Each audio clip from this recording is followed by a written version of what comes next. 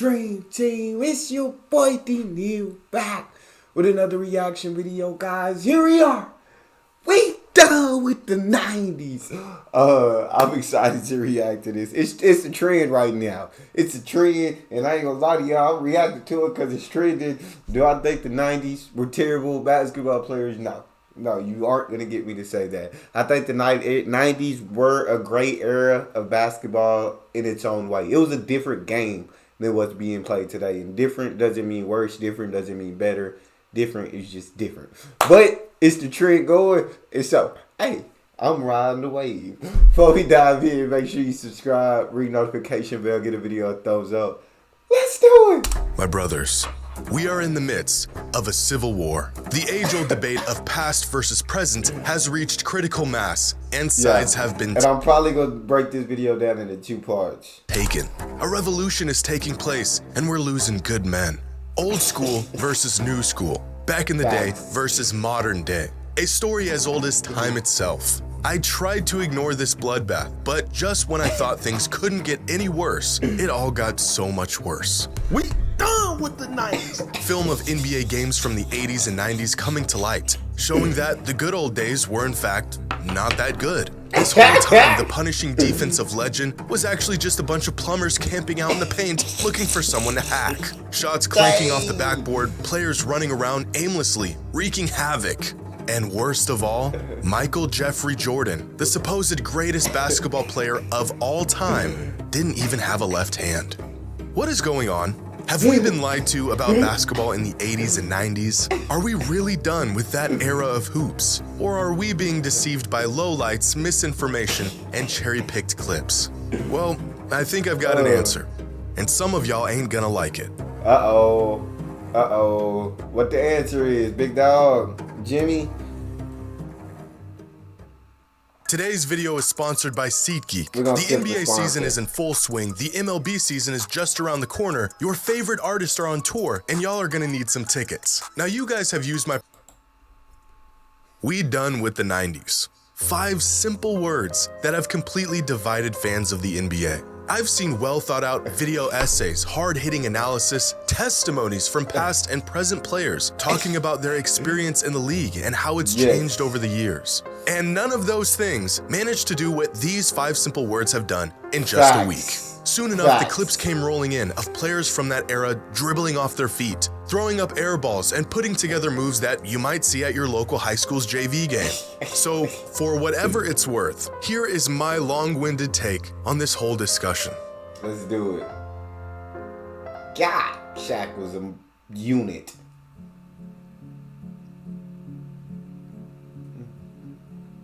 We found the tape. I want to begin by saying what this discourse has taught me more than anything else is that NBA fans today never actually took the time to go back and watch games of the past. Brothers, I have been harping on this for years. I can't, bro. I can't go back and watch the games of the past. It's like a movie when you know the ending. I don't want to watch a game if I already know who gonna win. You feel it? So I don't want to watch it if I know which team gonna win. You feel me? So yeah, I can't go watch no full games from the past. Not me. I can watch highlights. I can't watch full games. Go back and watch games of the past.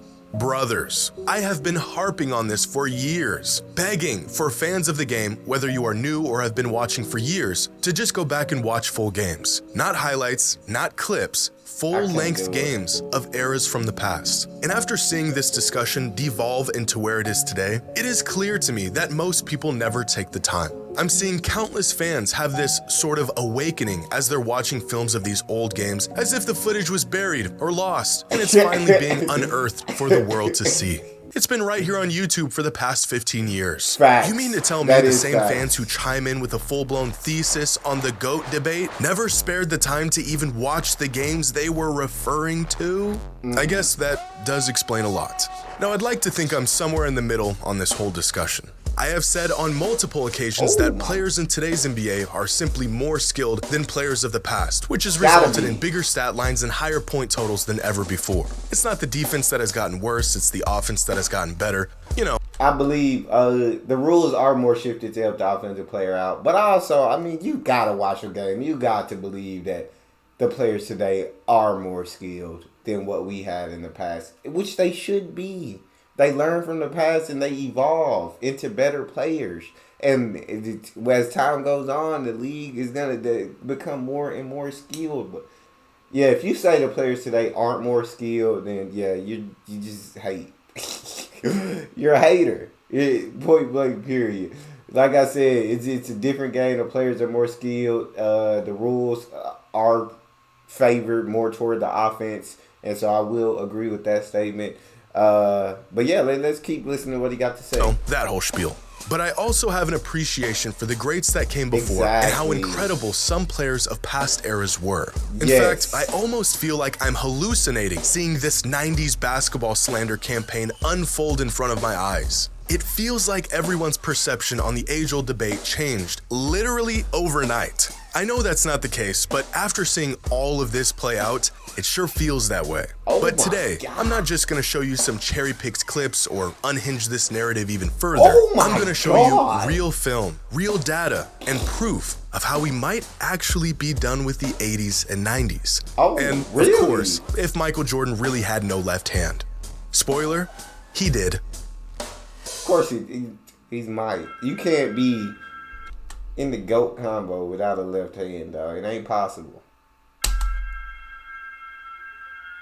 Now, I have been an advocate for the modern players are better than players of the past movement for quite some time now. In fact, as crazy as it is for younger fans to say Michael Jordan was trash, it's just as absurd for older fans to say the game hasn't evolved and gotten better over the last 30 years. Because that's all this debate really is. Young fans versus old fans, or fans that watched this versus fans that are watching this. But objectively, players today are much better than they were in the 80s and even the 90s. Specifically, the lower end of the talent pool in the NBA today is vastly better than it was in the past. I think great players would be great in any era, but with the spacing, the shot making, the emphasis on offense as opposed to defense has made the depth across the NBA today just way ahead of where it was in the 80s and the 90s. There was, without exaggeration, guys in the NBA throughout the 80s and 90s that were on NBA rosters just to accumulate fouls and sit in the paint and be big. Some of these players were offensively inept, and that was okay because their role was not to create offense. But in today's NBA, where offense reigns supreme, you can't survive in today's NBA without offense. You can be a lockdown defensive player, but you cannot survive without being decent enough on offense to knock down an open shot, or you're just a liability and the defense is not worried about you. There is no room for these players. Now, you could and should go back and watch film of games, not highlights, from this era and see just how limited the skill sets of some of these players were. The shot making, for the most part, was limited to set jumpers, slashers coming downhill for layups, and big men trying to muscle their way to a bucket down low in the midst of what appears to be a wrestling match. Catch a player off guard with the double team, and they immediately pick up their dribble. Simple things like guards turning their back to the basket 20 feet out instead of creating space off the dribble. Even players looking down at the ball while trying to get out on a fast break was very common in this era. And these aren't lowlights or cherry-picked incidences. This is just what the game looked like 35 years ago. But even without film, nearly every metric suggests modern players are more capable of players in the past. Free throw percentage was worse, three-point percentage was worse, turnover percentage was higher, they used to shoot more free throws but still ended up with far less points. Now, this is not to say that this era of hoops was trash. That's just disingenuous and flat out wrong. These were the best players in the world at the time. It was just simply not as good as what it is today. But maybe there's another layer to this that needs to be factored in to really understand why these players were not as skilled as the players of today.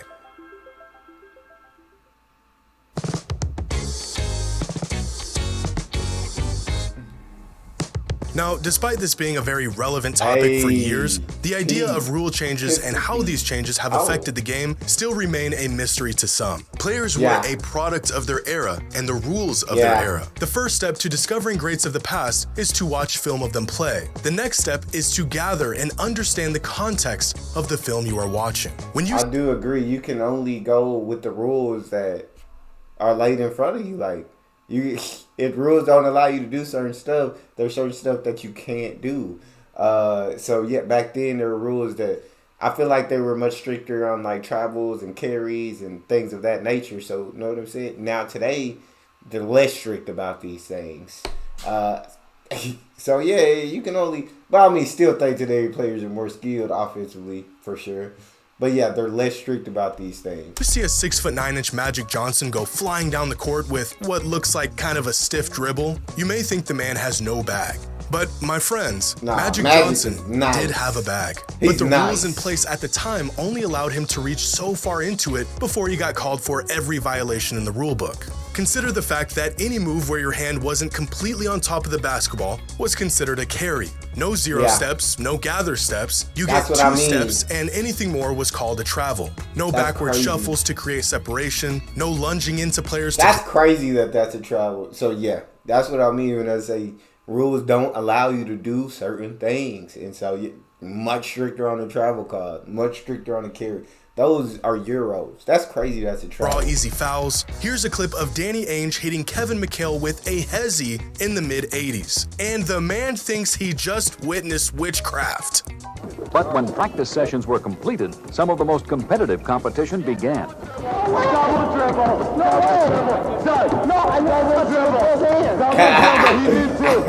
Here's some more clips of players getting called for travels and carries, doing moves that are very typical and allowed in 2024. 90% of the moves you see today, the very method most players generate their offense, would be called for some sort of violation 40 or 30 or even 20 years ago. And this isn't just some cop-out or excuse as to why these players of the past weren't doing this stuff. The rule changes are real, documented pieces of NBA history. You can literally look them up. That's legit insane, dog, because like I understand when you see somebody travel, then it's like, nah, I'm not trying to. Come on, real. But when you see a Euro and that get called as a travel, dog, it's like, hey, if that's gonna be called travel, I don't know if I want to watch the game. I don't know if I want to watch. The game got looser, players grew up and shaped their game around these looser rules, and now they have free reign to let their basketball bag run wild. But that's kind of the point. Players of the past didn't grow up practicing 25-footers. They didn't work on a dozen moves to create separation. They played in offensive systems that focused on the team, the collective, schemes and sets that resembled something closer to college basketball, where ISO possessions were few and far in between, so they never developed an arsenal to counter these situations. The rules of the time limited their game, which resulted in them having a more limited skill set than players today.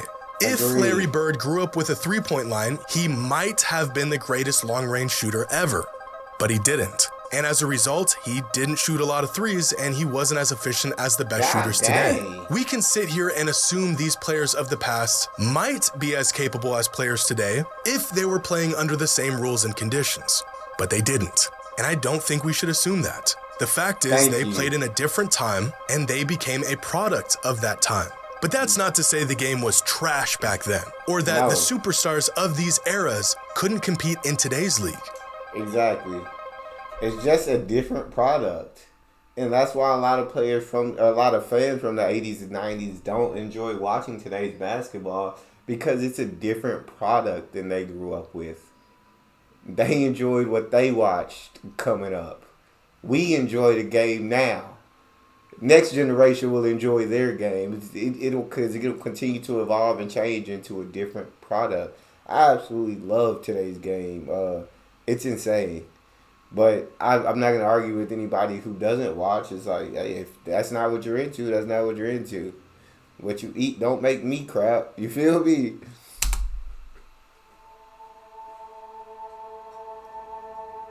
Now, as time goes by, I think it's easy to forget just how long ago 1980 was. 44 years ago, if my math is correct, which is in fact a very long time ago. In 1985, Magic Johnson won an NBA title, Larry Bird won the league MVP, and Michael Jordan won Rookie of the Year. That was 39 years ago from today, which is the same exact amount of time that has passed from that 1985 season to the year the NBA was founded in 1946. Look at these clips. Lord. Do you think these players could compete with the likes of Bird, Magic, and Jordan? Let me answer that for you. No. But take the best players of the 80s and 90s, and could they compete in today's league?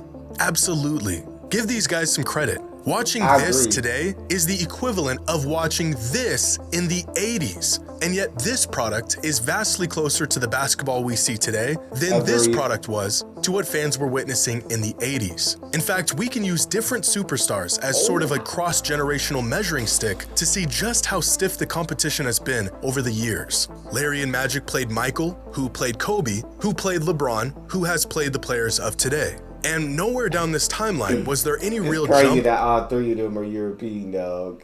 or fall off in production or level of competition from one era to the next. Each era had their stars. Those stars crossed paths with stars of other eras, and no one era was clear-cut ahead of the other. If the 80s were so bad, then why did players of the 90s have to wait for those guys to get old and retire to have a shot at winning? And if the 90s were so bad, then why did players of the 2000s not win until those guys retired? We don't need to assume that adjacent eras could compete with one another because we actually saw it. MJ struggled with some of the guys that came before him, Shaq struggled against Hakeem and Kobe struggled against MJ, LeBron struggled against guys like Duncan and Dirk, and players of today have struggled to get past some of the older players in the league who are a product of the previous era. Now, what we shouldn't do is jump 3 or 4 eras at a time, ignoring entire decades of evolution and saying the game back. Bro, I love the way he breaks this down. Like, this is so gold. This is the video we needed. This right here is the video that we absolutely needed.